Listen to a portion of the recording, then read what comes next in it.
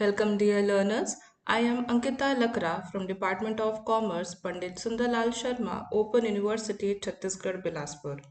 In our lecture today, we begin Unit 3, India's Economic Growth and Development. This is a substantial unit that bridges domestic economic performance with the broader global context. This lecture is divided into two parts. In first part, we will begin by tracing India's remarkable economic journey since its independence. From there, we will widen our lens to understand the foundational elements of any microeconomic environment. Then, in the second part, we will move into the global sphere, analyzing the global trade environment and the historical and current institution that governs it. Specifically, the General Trade Agreement on Tariffs and Trade (GATT) and its successor, the World Trade Organization (WTO). Finally, we will bring our focus back to a critical domestic challenge that every economy faces: inflation, and its specific impacts on the Indian economy. By the end of this lecture, you should be able to meet several key learning objectives. You will be able to understand Indian economic growth as influenced by its industrial sector and study the impact of economic reform on human development. You will also be able to learn the critical elements of the macroeconomic environment. Moving to the global stage, you will understand the global trade environment and the foundational principles of GATT. We will also study the World Trade Organization. Finally, you will be able to study inflation and analyze its specific impact on the Indian economy. Let's begin with the India's economic growth and development. India, as the world's largest democracy and its seventh largest economy by nominal GDP, has seen a truly remarkable transformation since gaining independence in 1947. The country has fundamentally transitioned from a primary agricultural economy to a highly diversified one. This new economy has significant contributions from sectors like manufacturing, services, and information technology. This analysis will give an overview of this progress, highlighting key figures and examples. India's economic growth is categorized by significant changes in its GDP composition and per capita income. To put this in a perspective, the country's GDP grew from approximately $30.6 billion in 1950 to around $2.6 trillion in 2020. But the story here is really a tale of two eras. Between 1950 and 1980, India's economy grew at a very slow average rate of just 3.5% per year. However, following the major economic liberalization reforms in 1991, this growth rate accelerated dramatically, averaging around 7% per year. This begs the question, what was the policy before 1991 and what changed so drastically? To answer that, we first look at the post independence period. After 1947, India opted a mixed economic model, which was a blend of socialist and capitalist principles. The government implemented a series of 5-year plans to guide the economy. The focus of this era was on public sector led industrialization, meaning the government owned and built key industries as well as import substitution, which was a policy of trying to produce everything domestically rather than importing it. The very first 5-year plan from 1951 to 1956 emphasized agriculture, aiming to achieve self sufficiency in food production. The plan that followed shifted focus to heavy industries, infrastructure, and social sector development. This was a very state controlled, inward looking model. The real turning point came in 1991. Facing a severe economic crisis, India embarked on a path of economic liberalization. These reforms, introduced by then Finance Minister Dr. Manmohan Singh, were designed to do three main things: open up the economy, deregulate industry, and promote foreign investment. The key measures was dramatic. The Indian rupee was devalued. Massive reductions in import tariffs were implemented to encourage trade. Many industries were deregulated to end the state control license Raj, and the government began disinvestment in public sector enterprises, meaning it started selling its ownership in state run companies. The result were profound. These reforms led directly to increased foreign direct investment (FDI), improved economic efficiency, and the accelerated economic growth we saw on a previous slide. This economic development was also marked by a fundamental structural shift away from agriculture. Let's look at the numbers as they are very telling.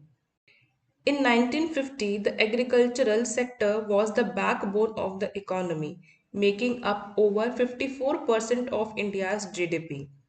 Industry was just 15% and services were 31%. Now, fast forward to 2020. The contribution of agriculture to GDP has decreased to around 17%. In contrast, industry has In contrast, industry had risen to roughly 29% and the services sector had become the dominant force, rising to approximately 54% of the GDP. This is a classic sign of a maturing and developing economy. But let's not misunderstand these numbers. Even with the decreasing share of GDP, agriculture continued to be a vital industry in India. Why? Because as of 2020, it still employed over 43% of the nation's entire labor force. We must also remember the Green Revolution in the 1960s and 70s, which had a profound impact on food security by introducing high yielding seeds and modern farming methods. Turning to the industrial sector, this has been a key driver of economic growth. It includes manufacturing, construction, and mining. India now has a diverse manufacturing base producing everything from textile to automobiles and pharmaceuticals. The automotive industry is a prime example with Indian companies like Tata Motors, Maruti Suzuki, and Mahindra emerging as significant global players.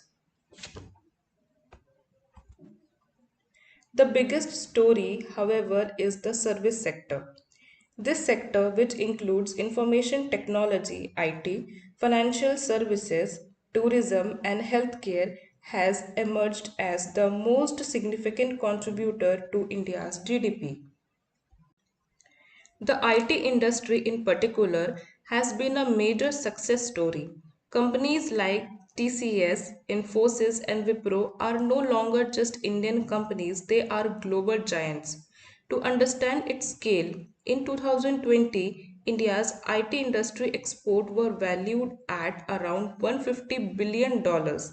This single subsector accounted for approximately 8% of the entire country's GDP and generated employment for around 4.4 million people.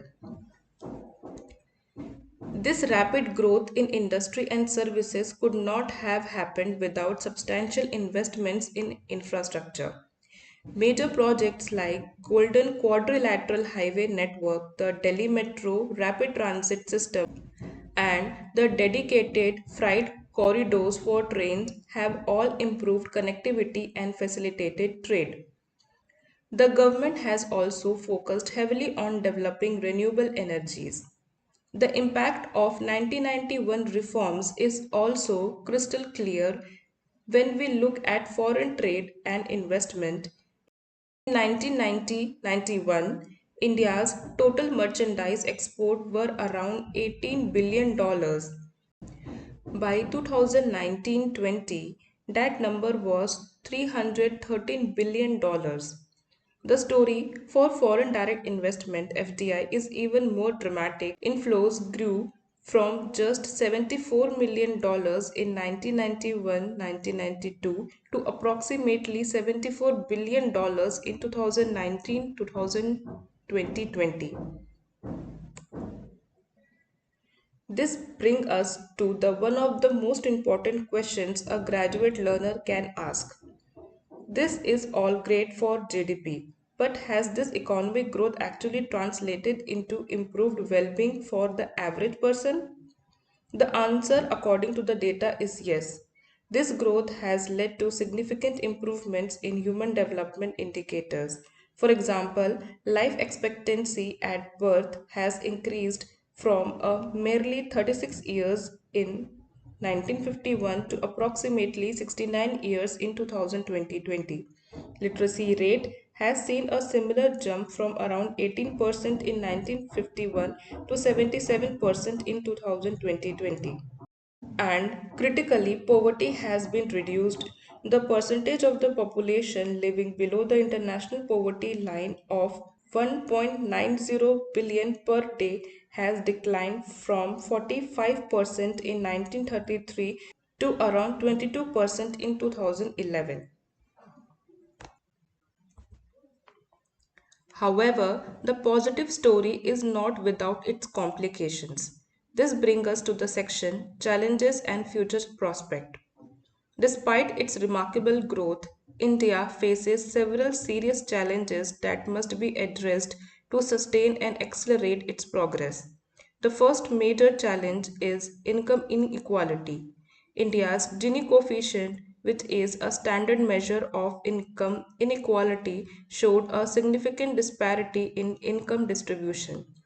Addressing this gap between the rich and poor is absolutely crucial for promoting inclusive growth and continuing to reduce poverty. The second major challenge is unemployment. In 2019-2020, the unemployment rate was 6.1%, with youth unemployment being a particular significant concern. India has a massive young population, its demographic dividend. Creating gainful employment opportunities for this population is essential to leverage this advantage and ensure sustainable growth. The challenge continues. Third is education and skill development. It's not enough to just have high literacy. Enhancing the quality of education and investing in skill development are critical for improving productivity and fostering the innovation India needs. Fourth is infrastructure and urbanization. As millions of people continue to move to cities, massive investment in transportation, housing, and basic amenities are necessary just to accommodate this growing urban population and facilitate further economic growth. And fifth, a challenge facing the entire planet: environmental sustainability. India faces significant environmental issues, including severe air and water population, deforestation, and the impacts of climate change.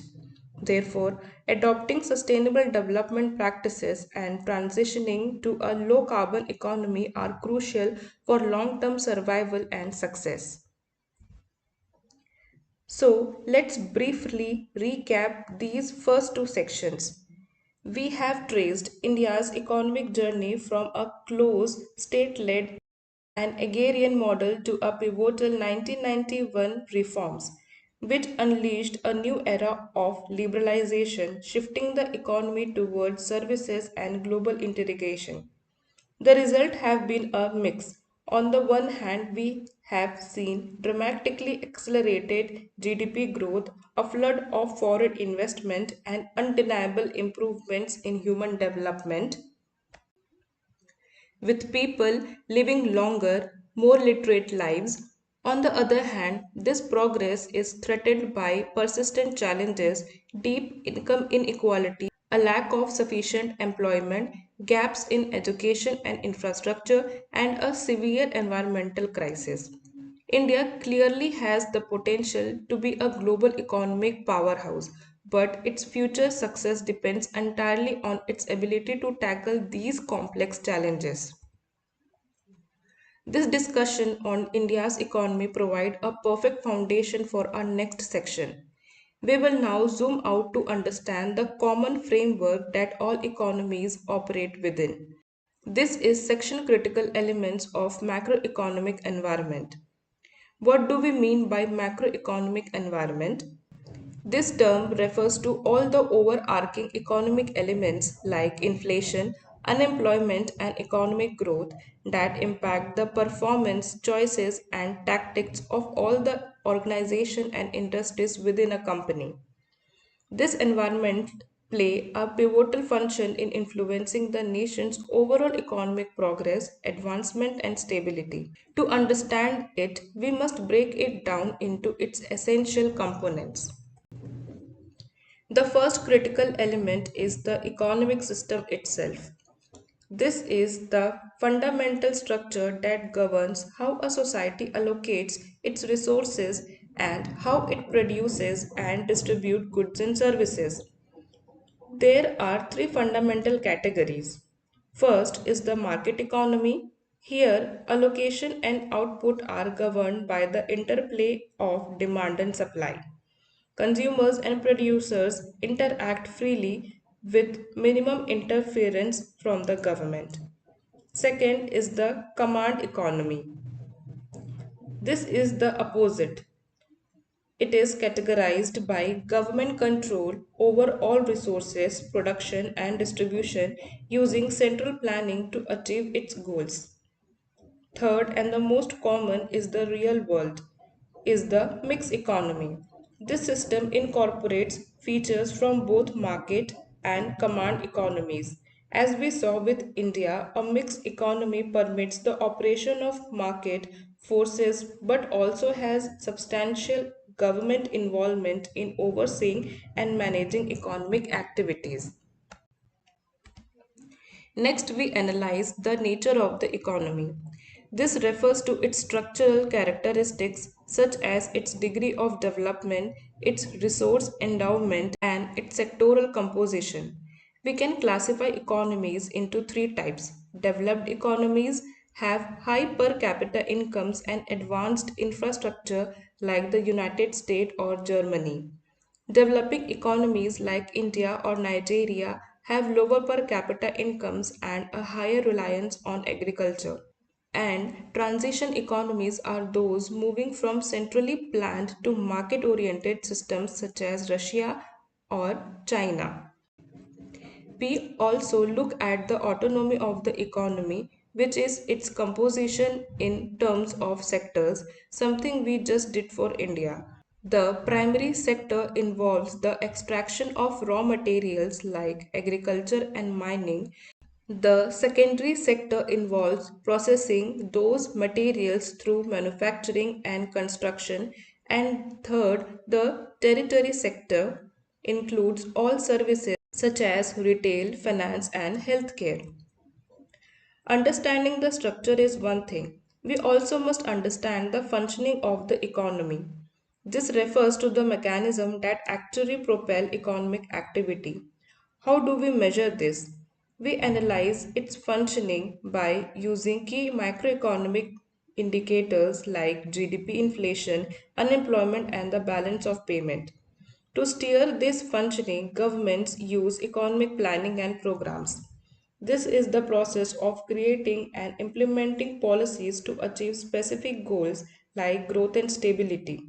The first 5 year plan were discussed earlier are a perfect example as are industrial policies or social welfare programs. These plans are communicated through economic policy statements and proposals. These are the official announcements from the government that outline their priorities, covering critical areas like fiscal policy, taxing and spending, monetary policy, interest rates and money supply, and trade policy. To enforce these policies, government uses economic controls and regulations. These are the specific measures implemented to influence economic activity such as price control, exchange rate controls, or restrictions on imports and exports. These controls are formalized through economic legislations. These are the actual laws and regulations that govern the economy, such as India's taxation laws, labor laws, or environmental regulations. Finally, policymakers must also analyze economic trends and structure. This refers to the large scale patterns of economic activity. What are the demographic trends? What technology advancements are changing the game? How is globalization affecting us? Analyzing these trends help businesses and governments identify opportunities and challenges. Let's quickly recap the highly theoretical session. The macroeconomic environment is the biggest picture of all the factors influencing an economy. We can understand it by breaking it down into its critical elements. This includes the fundamental economic system. Is it a market, command, or mixed economy? This includes the nature and autonomy of the economy. Is it developed or developing? And what is its sectoral mix? It includes its functioning, which we measured with indicators like GDP and inflation. And finally, it includes all the tools of government, its economic planning, its policy statements, its control and legislation, and its analysis of long term trends like technology and demographics. A thorough understanding of all these components is absolutely essential for fostering economic growth, development, and stability in our rapid changing world. We will continue the second part in our next lecture, in which we will cover the global trade environment and the historical and current institutions, the General Trade Agreement on Tariffs and Trade GATT, and its successor, World Trade Organization. Finally, inflation and its specific impact on the Indian economy.